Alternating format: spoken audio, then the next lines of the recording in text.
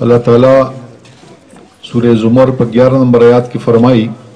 چې پیغمبر صلی الله علیه و آله وسلم تو وایې د خلکو ته چې آیا برابر دي هغه کسان چې علم والدي او هغه کسان چې لا علم دي دا برابر کی دي شي نصیحت نه هلي مگر هغه خلک چې هغه عقل والدي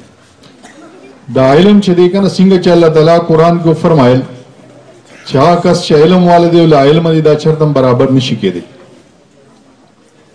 یو روایت مطابق په دې دنیا کې 18,000 اجناس دي اجناس مخلوقات چې ستوي چې پاره کې یو جنس مونږ واغسته انسان دی انسان تو ګور بیا دغه تعداد ګور څومره دی بیا پکې بل پیریان دي جنات او ګور هغه څومره دي بیا په دې کې تاسو حشرات الارض ګوره پاره کې تاسو بیا پرند ګوره چرند ګوره درند ګوره دا 18,000 اجناس په دې دنیا کې کو انسان چې کوم دی دیتے اشرف المخلوقات ہوئے اللہ تعالیٰ قرآن پاک کې فرمایل چې وکرمنا علی بنی آدم اللہ تعالیٰ چې کوم دی بنی آدم چې کوم دی دل عزت ورکو دا عزت ولا ورکو دا عزت ولا زکه ورکو چې صرف او صرف علم باندې ولا ورکو تاسو کو چتا موږ وګورو آدم علیہ السلام چې الله تعالیٰ کله پیدا کو بیا ملائکه ته وی چې دې ته سجدو کې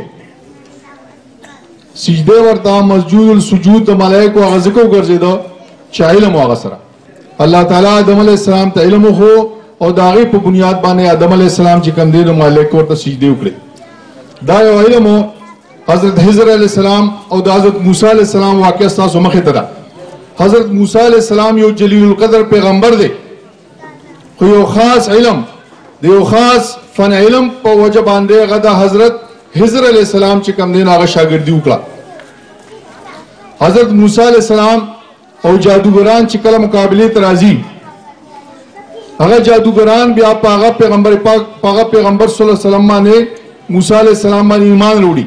هغه ذکر وروړي چې هغه سره علم او کله چې هغه علم په یو سړي کې نو پاغي کې ادب مو دا ادب د وجنا هغه چې کوم دین هغه پاغي باندې ایمان ورولو نو علم داسې یو دولت ته چې علم والا او بغیر علم والا دا چرته هم یو ځای نشي کېدلی کوم ملکونو چې ترقي اغسته ده هغه ټول د علم او ایجوکیشن په وجه باندې اغسته ده دیني علم ضروري دی پکار د چې هر کس قرآن سنت باندې پوي او ور سره دنیاوي علم ته ډاکټر جوړيږي انجینیر جوړيږي استاد جوړيږي پدې شرط باندې پدې نیت سره او پدې ارادي سره تعالی پکار دي چې جوړيږي چې ته د ملک بیا خدمت وکړي نو خدمت لپاره علم حاصل اول چې کوم دي دا او شرط هم دا انتهایی ضروری دی علم ارسله اصلي نمبر 1 اصول د علم دا دی چې ته د الله تعالی په ذات باندې ستا بروسي چې څه کار کوي دا الله تعالی کوي په الله تعالی باندې یقین او عقیده دا مضبوط ساتل پکار دي نو ته به کامیاب او کامران دویم سیس چې کوم دی کریکٹر اخلاق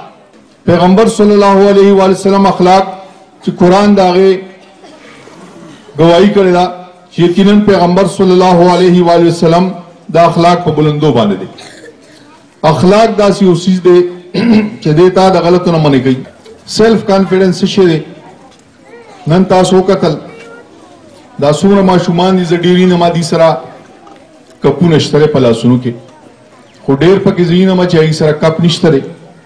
دا تاسو دا نور چې څومره کسان ناشې تاسو مهنت وکړئ مهنت نه کار واخلئ او په بل پیر چې ان شاء الله تعالی زرا اعظم یا بل سره راځي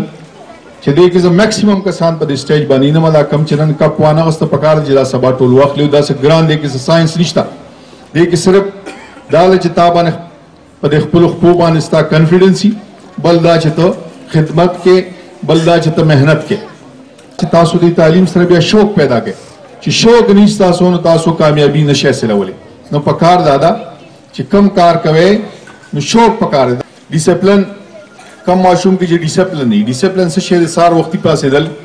منځ باکه د ګې سره کول تلاوت کول د مور پلار خبر اوریدل دا تاسو یې سکول کې تاسو یو قطار کې روانه تاسو نه ماشومان ټول غلي ناسي دا سړي دا ټول ډیسپلن دی نو کم کس کې چې ډیسپلین نه دا غنا کامیاب سړی نشي جوړېدی په کار دا چې ډیسپلین تاسو ټولو وخت قدر دا نن چې کوم وخت تیر شي کنه دا نن تاسو مهنت کو کپونه مو ګټل اوس کدا بل ماشوم چې ما کپولو نه ګټه دا ټایم تللی دی نو تاسو له پکار دی چې د سبا لپاره یو لحظه ضایع نه کې دروغ چاته مو وای اور څومره سخت نه سخت خبري رښتیا وای ټیچر تم رښتیا وای کور کې رښتیا وای دروغ چاته مو وای ځکه چې یو پیر باندې لیبل د دروغ ولګېدو هغه یو پیر چې دا جوړ کړل چې دا رښتیا وای نو هر سړی بتا دوی چې ته کوم خبره کې نو تا دا باغوي چې دا رښتیا وای رښتیا ویل چې کم دي نو دا د جانم فائدہ ده د دې دنیا هم فائدہ ده د هغه جهان هم فائدہ ده پاکستان زندہ باد اور خیبر پختونخوا پولیس پائندہ باد شکریہ